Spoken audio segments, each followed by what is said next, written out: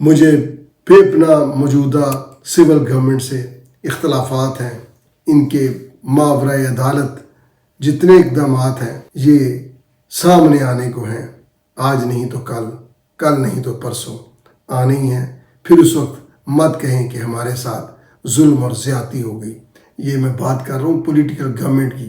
بات چلی تھی D G I S P R کی پریس کانفرنس کے حوالے سے، انہوں نے صاف شفاف بالکل سیدھا جواب دیا کہ کوئی شخص ہو یا جماعت ریاست کے خلاف یا پاکستانی عوام کے خلاف کارروائیاں کرتے ہیں تو پھر یا اعلی کار بنتے ہیں تو پھر حکومتی مشینریز اور عسکری قوتیں ضرور اس کا تدارک کریں گی اور انجام تک پہنچائیں گی۔ ناظرین، افغانستان میں افغانستان کی طرف سے جو کچھ ہو رہا ہے اس کے پیچھے بھارت ہے۔ بھارت اپنی خفت نہیں، اپنی شکست کا بدلہ لینے کے لیے اب افغانستان کی راہوں سے آتا ہے۔ یہ چوروں کی طرح پراکسی وار میں حصہ لیتا ہے۔ اب بھی دیکھیے آپ، ملا متقی ان کا وزیر خارجہ بھارت میں پھر رہا ہے، لیکن میں یہ سمجھتا ہوں یہ چوروں کی طرح یہ مودی کی پالیسی مودی کو اور ذلیل کرے گی۔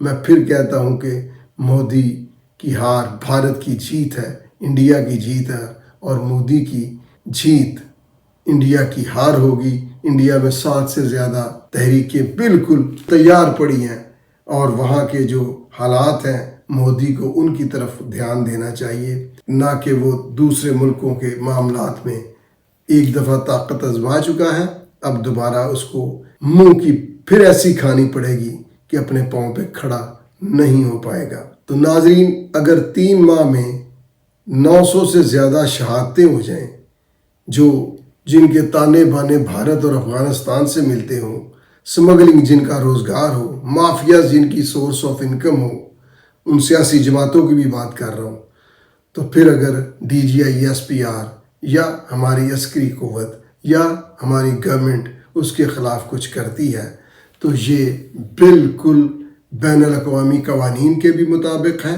اور پاکستانی عوام کے تحفظ کے لیے بھی انتہائی ضروری ہے۔